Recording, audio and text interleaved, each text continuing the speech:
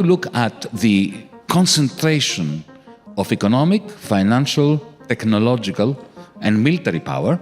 You have to focus on the United States and on China. Let's talk about money specifically, the US dollar. You probably don't think about it much, right? It's just paper or numbers on a screen that we all agree has value. But the US dollar isn't just America's money, it's practically the world's money. It's what powers economies, funds armies, and keeps the world trading. But what happens when someone threatens that system? Enter China. This is the story of how China's rapid rise in technology and financial innovation is shaking up America's dominance, and why the US is reacting like it's a matter of survival. Before we delve deeper, consider subscribing to the channel because it helps a small channel like ours to grow. Do you sound skeptical of the idea of us moving to multipolarity? Oh, there's certainly no multipolarity. What there is a new Cold War between the United States and China. It's the era of Trump, and trade relations, tariffs, and technological bans feature prominently in the news. What began as a disagreement over Huawei escalated into a full-blown Cold War. Trump wasn't playing around. He imposed sanctions on Huawei, endorsed tariffs against Chinese products, and basically issued the statement that China is not going to come up to our level. Why? The development of advanced technologies and microchips is not solely aimed for the purpose of creating better phones or faster cars. It's an issue of dominance. Microchips enable artificial intelligence, defense systems, and economies of the future. By denying China high-level microchips, the United States was basically asserting its authority. We're going to stop you no matter what it takes. He banned all sales of advanced microchips to China. This is like saying to Beijing, we will do whatever we can to prevent you from becoming an technologically advanced country. Then came Joe Biden. If you thought that he would turn down the heat, you need a reality check. Not only did Biden maintain Trump's policies, he made his policies more aggressive. He placed an even higher technological export ban against China and introduced more stringent provisions. Why such aggression? The US wasn't just worried about competition, it was fighting to protect something far bigger, the dominance of the dollar. But why is the dollar such a big deal? Imagine you are a billionaire in Saudi Arabia, a business mogul based in Germany, or an administrative worker in Indonesia's government. Whenever there is a transaction that crosses borders, be it purchasing of oil, performing operations, or making investments, it is conducted in dollars. Why so? Well, because the dollar is powerful, it is dependable, and most importantly, it is the best. This is very much of an advantage for America. It enables the United States to run up gigantic deficits without risking total collapse because of the strong demand for dollars. In fact, countries all over the world pour their money back into the US, buying things like American government bonds. This cycle keeps the US economy thriving and its military funded. But China is working on breaking this cycle.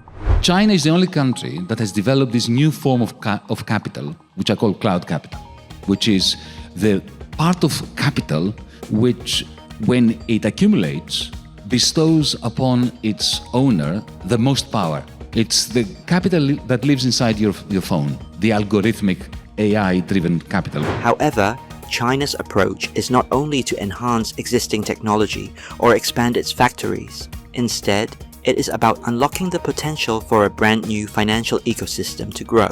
If you've heard of WeChat, you know what I'm talking about. WeChat is not simply a messaging application, it is a jack of all trades.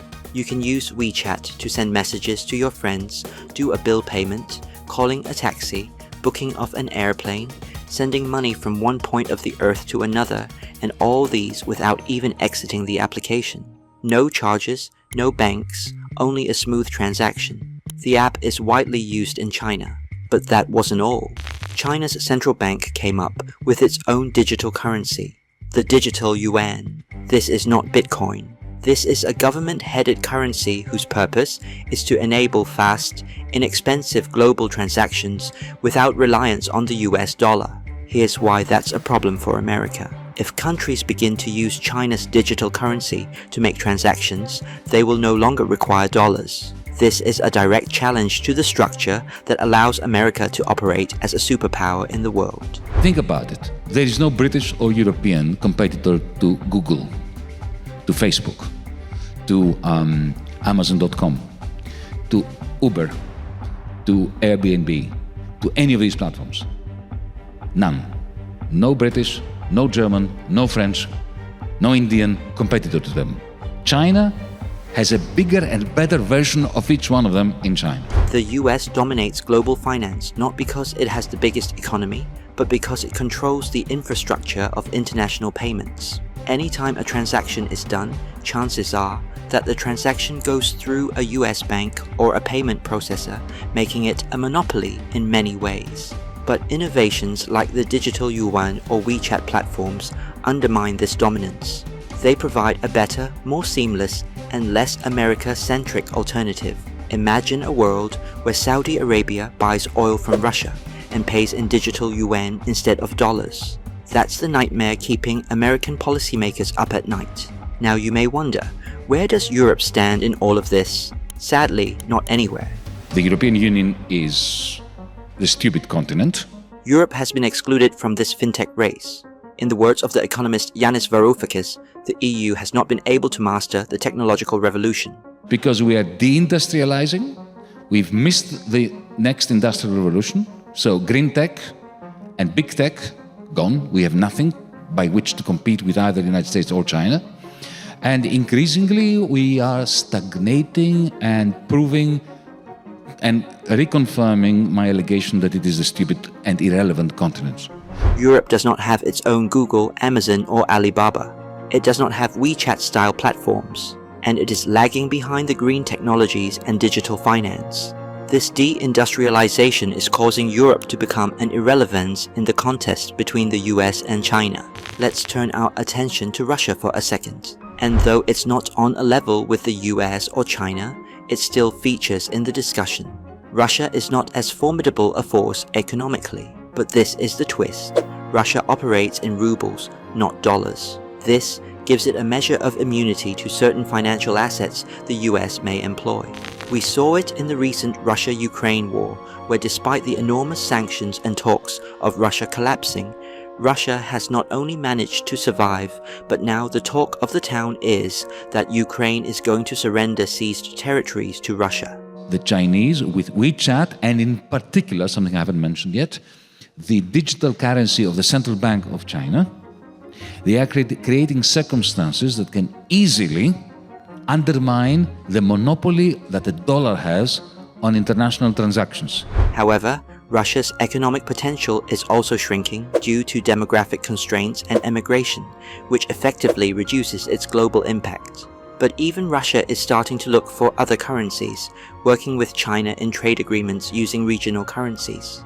You are really thinking twice about putting all your eggs in the dollar basket. Why? Because you've seen that the Americans just confiscated $400 billion of dollars of Russian money. One of the biggest blows to America's financial dominance came recently when the US froze $400 billion of Russian assets as part of sanctions. While this was aimed at punishing Russia, it sent a message to the rest of the world. If you can seize a state's assets because of political disagreement, how long will it be until a Saudi prince or an Indonesian billionaire becomes a target also? This has spooked investors around the world as they have come to realize that there are some weaknesses even in the US dollar. Time and time again, economists and investors have said, gone are the times of the US dollar as the sole benchmark of trade. They remain invested in the dollar but have begun to make plans B, including the infusion of Chinese digital currencies or other such sources. So you see why the US is all out to stop China and its fintech offerings that is rapidly expanding its reach. The answer is not simply technological, it is as important as an existential crisis. The dollar is backed by power itself. America's prominence rests on the currency's prominence. Lose that and America loses its superpower status. That is why they are currently seeking to contain the rate of growth of China before it is too late. Will the dollar remain king, or will China's digital yuan usher in a new era? This is Cold War 2.0, and the stakes couldn't be higher. In conclusion, The US dollar's dominance is more than just a matter of finance. It's the backbone of America's global influence. As we've explored, this dominance allows the US to fund its military, maintain its economic strength, and wield unmatched power on the world stage. But the rise of China's digital yuan and innovative platforms like WeChat poses a direct challenge to this status quo. These developments aren't just about convenience or technological advancement. They are reshaping the foundations of global trade and finance.